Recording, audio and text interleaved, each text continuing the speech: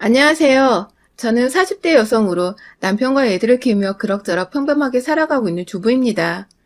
평소 이 채널의 애청자이기도 하고요. 제가 시집살이 고부관계 등이 그닥 좋은 편이 되지 못해서 늘 이 채널을 통해 남들은 어떻게 행동하고 사는지 많이 엿보며 살았었는데, 이번엔 제가 저같이 채널을 시청하고 계실 분들을 위해 제 일화를 들려드리며 조언을 드릴 차례인 것 같네요. 저는 정말 하나도 모난 거 없이, 부족한 거 없이 어릴 적부터 좋은 부모님과 좋은 환경에서 자랐습니다.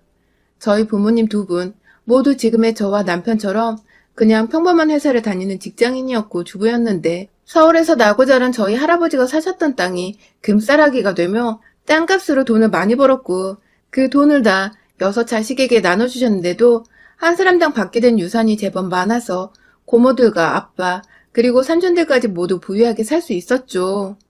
다들 할아버지 따라서 땅을 사거나 임대업에 눈을 돌려보겠다고 하던 일도 그만둔 채 뛰어들 동안 저희 아버지는 그냥 잘하는 게 회사에서 일하는 것뿐이라며 끝까지 하시던 일을 그만두지 않으셨고, 돈은 모조리 살림을 책임지는 저희 어머니께 맡겼어요. 그런데 이 무슨 럭키한 일인지 아버지는 아버지대로 성실하게 다니던 회사에서 일이 잘 풀려 승진도 잘하셨고, 그런 남편을 보며 내조할 맛이 나는지 어머님도 어머님대로 있던 돈으로 작은 주택부터 시작해 사고 파는 임대업에 고모 따라 뛰어드셔서는 돈을 많이도 저축할 수 있었죠. 원래부터 부유했던 편이었는데 덩달아 더 친척들까지 다 경제적인 여유가 생기는 바람에 저의 돈에 대한 개념은 정말 안드로메다로 향해버렸죠. 그냥 아끼지 않아도 척척 더 쓰라고 돈을 내어주시는 부모님이 계셨기 때문에 돈에 대한 걱정을 따로 해본 적이 없었던 것 같아요.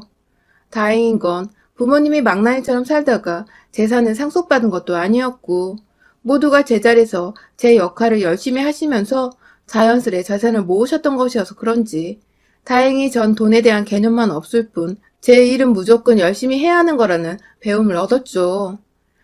자기 일에 최선을 다하고 열심히 살다 보면 가진 돈을 누릴 자격이 더 있다는 생각을 하곤 했어요. 그런데 이 제 사상이 좀 이상한 방향으로 가닥을 잡았어요. 제 꿈이 현모양처였거든요. 그 당시에는 왜 그렇게 생각했는지 모르겠지만 전 좋은 남편감을 열심히 찾아서 결혼을 하고 열심히 내조하는 게 제가 제 일에 최선을 다하고 잘 사는 것이라고 생각을 했어요. 내조를 잘하는 현모양처라면 어머니처럼 돈을 쓰고 굴리는 자격을 누릴 수 있지 않을까 싶었던 것이죠. 그리고 이러한 제 꿈은 대학에 가서야 조금씩 실행이 되었습니다. 꿈이 현모양처니 하고 싶은 공부나 직업이 딱히 없었고, 그래서 고민 없이 가장 안정적으로 입학이 가능했던 대학의 과를 선택했어요. 그렇게 입학을 하고 나서 지금의 남편을 처음 만났죠. 남편은 저보다 3살 위에 같은 학과 선배였습니다. 군대를 갔다 막 돌아온 소위 말해 촌티가 팍팍 나는 복학생이었죠. 여중 여고를 나오며 남자들과 한 공간에서 수업을 들어본 적이 까마득 했었던 저는 대학 생활이 그저 신기하고 다 재밌었어요. 명문대까지는 아니더라도 나름 괜찮은 대학이었기 때문에 여기서 그냥 남편 될 사람 하나를 골라서 평생을 현모양처로 살면 되겠다 싶었죠. 그중 남편은 제가 가장 먼저 찜해놓았던 남자였어요. 그 당시 남편도 겨우 20대 중반이었는데 과묵하고 진중하고 또 매사에 성실한 모습이 갓 20살이 되었던 제 눈에는 그저 어른스럽고 또 존경스럽기만 했죠. 공부도 어찌나 잘하던지 매번 꽈탑을 유지하고 친구들 사이에서도 평판도 좋은데 그 사이에서 나서는 건 싫다며 또래들처럼 왁자지껄 떠들거나 잘 웃지도 않았던 남편은 늘 제게 미스테리한 존재였어요. 소위 말해서 시크하다고 표현을 하잖아요. 우리 남편이 딱 촌스러운 듯 시크한 정체를 알 수 없는 그런 남자의 표본이었답니다. 그런데 이런 남편과 어떻게 부부가 되었냐고요? 바로 오해 때문이었어요. 남편의 친구였던 저희 학과 한 선배가 저를 짝사랑한다며 고백을 하려고 한 적이 있었어요. 혼자 꽃다발의 케이크인지 뭐였는지 지금까지도 알 수 없는 작은 상자 하나를 들고서는 학교에 왔는데 저와 만나기로 한 장소에서 잠깐 그걸 저희 남편한테 맡겼었나 보더라고요. 전 그것도 모른 채 그 장소에 나갔다가 남편이 저한테 고백을 하려고 친구를 통해 절 부른 건가 싶어서 옳다구나 하고 남편에게 사귀겠다고 무턱대고 고백을 먼저 해버렸고요. 지금 생각하면 아주 창피하고 아찔거리고 오글거려 죽겠는데 당시엔 정말 평소에 눈여겨보던 사람이 날 좋아하고 있었구나 하는 생각에 제정신이 아니었답니다. 뒤늦게야 저에게 고백을 하랬던 선배가 나타나 다 정정을 했지만 제 마음은 이미 선배가 저를 좋아하는 게 아니었던 실망감으로 먹구름이 가득 껴있었고 어찌저찌 불편한 기색을 내비치며 학교를 다니다가 그런 제가 신경이 쓰였는지 먼저 다가오진 남편과 술 몇 잔을 마시면서 사귀게 되었어요. 남편은 친구들에게 친구가 좋아하는 여자를 뺏어갔다는 소리를 들으며 졸지에 총만 받고 평판 줬던 인간에서 쓰레기보다 못한 인간으로 전락해버렸지만 크게 개의치 않는 눈치였어요. 그때 알았죠. 남편도 절 처음부터 좋아하고 있었다는 것을요. 그렇게 저희는 친하게 지내는 대학 친구들이나 선후배 하나 없이 외로운 커플로 지내다가 남편은 먼저 졸업을 해서 취업을 했고 저는 혼자 학교를 다니기 힘들다며 무턱대고 휴학을 하고서는 잠깐 어학연수를 다녀왔다가 다시 복학하고 졸업을 했어요. 졸업한 이듬해 꿈에 그리던 현모양처가 되고자 장거리 연애까지 무사히 견뎌낸 남편과 결혼식을 올렸고요. 모든 게 참 순조롭고 또 재미있게 흘러갔습니다. 좋아하는 사람과 함께 살면서 그 사람의 뒷바라지를 해준다는 건 힘든 것도 있겠지만 전 사실 너무 재밌었어요. 제 손에 거치지 않은 곳이 없는 남편의 모습에 아침마다 출근을 시키며 어찌나 뿌듯하고 행복하던지. 그렇게 신혼생활만큼 평생토록 우리 결혼은 늘 행복으로 가득 차 있을 것만 같았죠. 하지만 제가 너무 어렸던 나머지 간과했던 것이 있었습니다. 바로 시댁이었죠. 대학을 다닐 때야 너무 어렸던지라 남편과 서로의 부모님을 만나고 인사를 드린다는 생각 자체를 하지 못했어요. 챙겨야 할 의무도 못 느꼈었고요. 그러다가 자연스레 어학연수를 가게 되면서는 장거리 연애를 하다 보니 당장의 애인인 남편과 연락을 한번 하기도 벅차 다른 식구들 생각은 전혀 못했고요. 그 후 한국으로 돌아와 결혼 얘기가 나오면서부터 자연스레 서로의 가족들에 대해 알게 됐고 또 소개시킬 자리를 뒤늦게야 만들게 되었는데요. 당시 시어머님은 제가 남편과 오랫동안 연애를 해왔는데도 이제야 인사를 하러 왔다며 조금 뼈류통에 계셨답니다. 전 말씀을 안 하시길래 식사하는 내내 그걸 모르고 있다가 뒤늦게 남편이 계산을 하러 혼자 나간 사이 뒤에서 절 붙잡고 말씀해 주셔서 알았네요. 이렇게 할 말을 툭 내던지시는 시어머니의 성격을 그때 더 예상해봤어야 하는 건데 전 또 제가 어려서 잘 몰랐다면서 그날 시어머니 앞에서 한참을 죄송하다고 앞으로는 자주 연락을 드리고 찾아뵙겠다며 잘못한 것도 없는데 죄송하단 말을 몇 번이고 했었네요. 그 후 전 정말로 결혼식을 올리기 직전까지 시어머니께 자주 연락을 드리며 밖에서 밥을 먹던 카페를 가던 자주 만나 뵈었고요. 그런 제 정성에 시어머니도 좀 기분이 좋아지셨는지 남편에게 말을 잘 해주셔서 남편이 오히려 절 더 많이 사랑해주고 고마워해줬죠. 그런데 모든 게 완벽했던 결혼식까지 마무리를 짓고 신혼집으로 입성했던 날, 그날부터 뭔가 삐그덕거렸어요. 여행을 끝마치고 집에 도착해 각자의 부모님께 도착했다는 인사를 드리고 있는데 시어머니가 남편의 수화기 너머로 절 급하게 찾으셨어요. 전화를 건네받아 무슨 일이시냐고 물어보니 시어머니는 대뜸 시댁에 먼저 연락을 해야 하는 거라며 친정 어머니와 통화하고 있는 제게 전화를 당장 끊을 것을 요구하셨어요. 부부가 함께 수화기를 맞들고 시부모님께 예의를 갖춰 전화를 올린 후 그 다음에 친정에 전화를 하는 게 맞다면서. 신혼여행 후 긴 비행으로 피곤해 쩔어있는 저를 마냥 훈계하시던 시어머님은 그렇게 제가 정말 친정과의 전화를 끊고 나서 네네 하며 수긍적인 대답을 몇 번이고 올린 후에야 푹 쉬어라 하는 말과 함께 전화를 끊으셨습니다. 이게 무슨 경우인가 싶어서 어이가 없는데 신혼부터 시댁 문제로 남편과 싸우거나 얼굴을 붉히고 싶지 않아서 겨우 참아냈네요.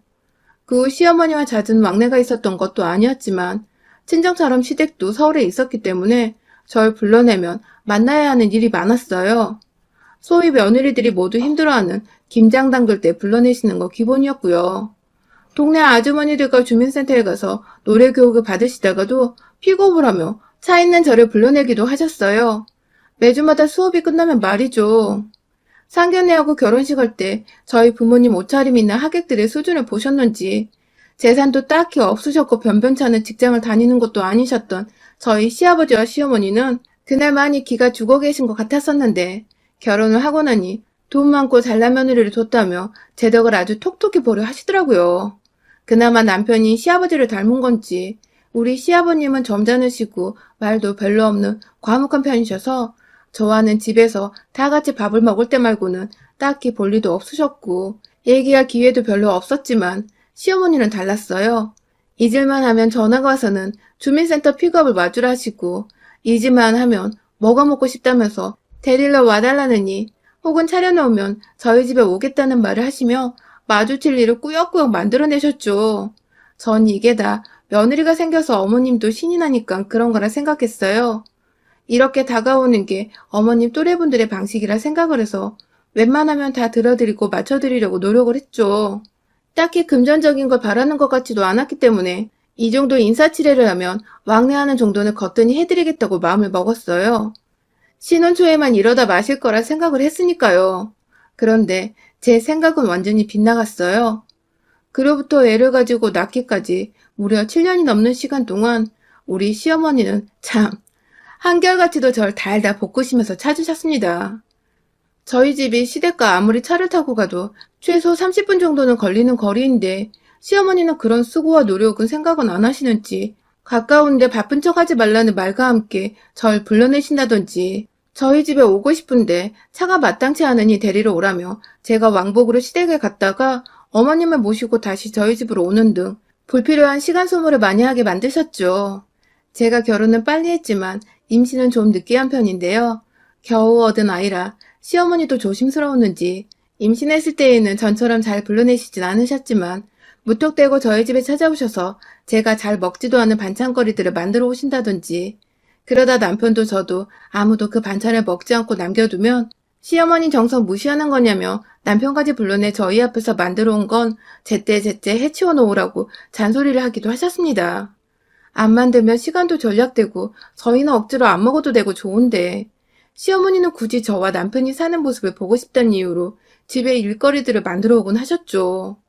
점점 그런 시어머니의 막무가내 행동들이 제 힘에 붙였지만 전 또 저대로 그것마저 아들을 향한 사랑이시겠지 하며 최대한 좋게 생각해보려 했습니다.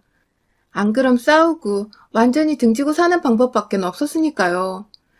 그러다가 남편이 회사 발령이 나는 바람에 경남 지방으로 내려가게 되었습니다. 남편 혼자 보낼 수가 없어서 저도 아이 데리고 서울을 떠나기로 결심을 했죠. 그렇게 얼떨결에 저희 가족은 거의 10년을 나고 자란 서울을 떠나 지방에서 거주하게 되었어요. 그간 시어머니와도 당연히 왕래는 있었습니다. 명절이면 어김없이 저희가 서울로 올라가 부모님께 인사를 드렸었죠. 하지만 그것 말고는 시어머니도 거리가 부담스러우셨는지 절대 먼저 저희 집에 찾아오신 적이 없었습니다. 그렇다 보니 그 10년이란 시간 동안은 제게 오히려 자유스러웠고 또 편안히 제 가족들에게만 몰두할 수 있는 시간이었어요. 그 사이 둘째 아이가 또 생겨났고 그래서 친정엄마의 손길이 필요해 잠시 서울 친정집에 머무르기도 했었는데 이상하게 시어머니는 제가 친정에 있다고 하니 손주 보러 오는 것도 불편해하시고 그냥 잘 지내다가 집으로 돌아가란 말만 남기시더라고요. 그렇게 지방에 내려가면 한동안은 어머님이 아이를 못 보실 테니 조금이라도 보시라고 몇 번이고 친정에 오셔도 된다는 말을 전했는데 끝까지 거절하신 우리 시어머니. 그 후로도 굳이 먼저 보고 싶다는 말씀을 안 하시길래 전 저대로 시어머니 생각을 해서 지방으로 다시 내려가기 전에 아이를 데리고 시댁에 한번 들렸습니다. 그런 저와 아이를 보며 무지하게 반가워하시던 시어머니를 보니 저도 마음이 편안했고요. 그러다가 한 3시간 정도 후 곧장 KTX를 타고 지방으로 내려가야 해서 내려가려는데 시어머니가 나서는 제 뒤에서 뜬금없이 그러시더라고요. 인정머리 없는 년이라고요. 처음엔 잘못 들었나 싶어서 뒤돌아 물으니 썩 꺼지라는 말과 함께 홀로 안방으로 들어가셨어요. 옆에서 같이 당황해하던 시아버지는 애써 무시하란 말로 애두르며 절 황급히 밖으로 내보내셨고요. 기차 시간에 쫓겨 어쩔 수 없이 그냥 시댁을 나오긴 했지만 한 달 내내 기분이 나쁘고 찝찝한 마음을 지울 수가 없었어요. 그렇다고 먼 지방에서 서울로 굳이 전화를 걸어 수학에 대고 어른한테 따질 수도 없는 노릇이고 자연스레 저도 육아를 하느라 바쁘다며 그 일을 잊게 되었고 다음에 명절에는 또 아무렇지 않게 저를 대하시길래 어머님도 잊으신 줄 알고 저도 머릿속에서 지워버렸습니다.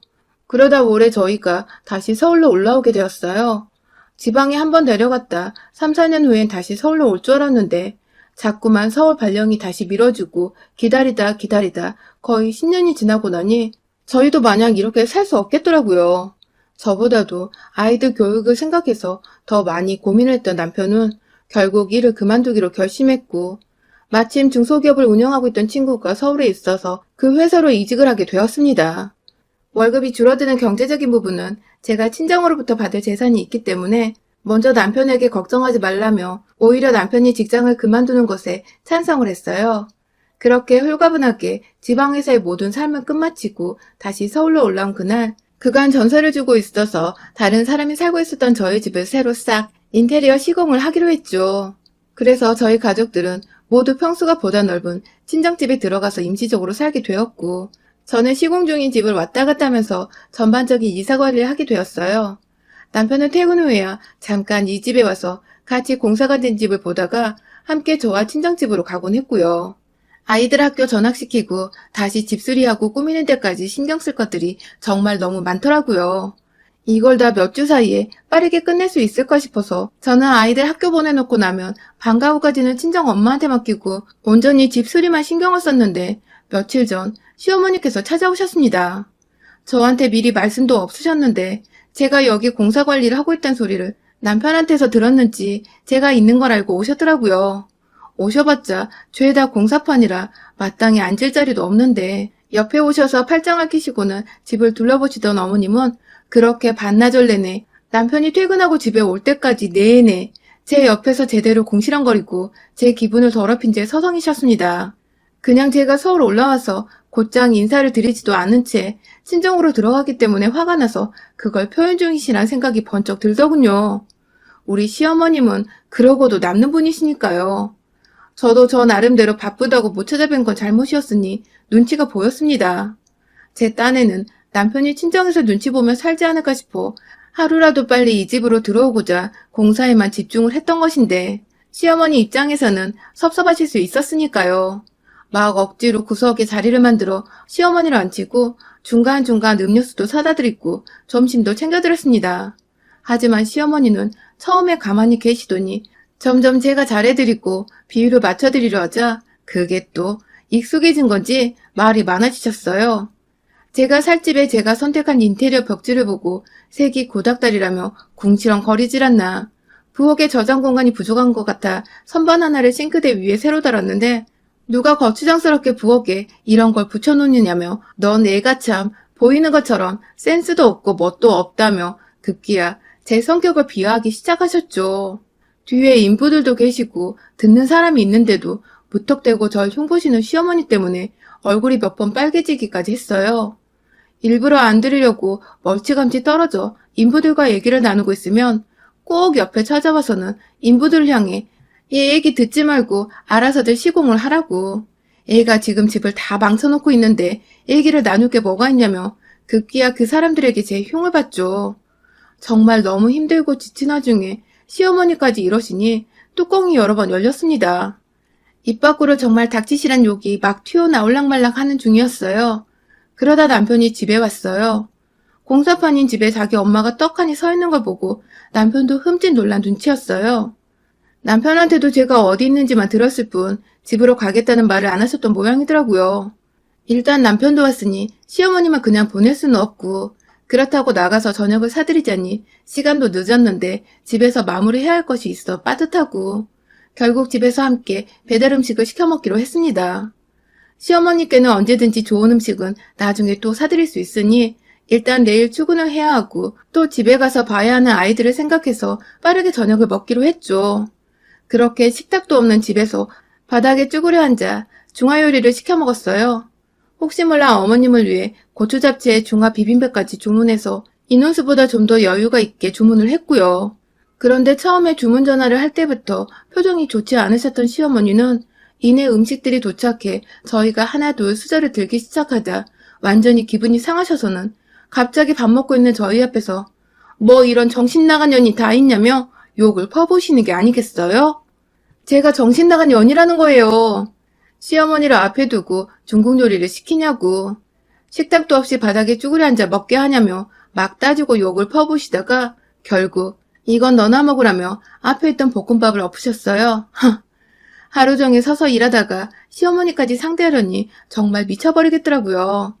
누가 오라고 한 것도 아니고 이렇게 힘들고 휴식을 취할 것도 제대로 없는 거라니까 안 불렀던 건데 제멋대로 와서는 하다 그냥 보내드리기 죄송해 저녁을 사드리니 음식 투정까지 하고 앉아있는 우리 시어머니.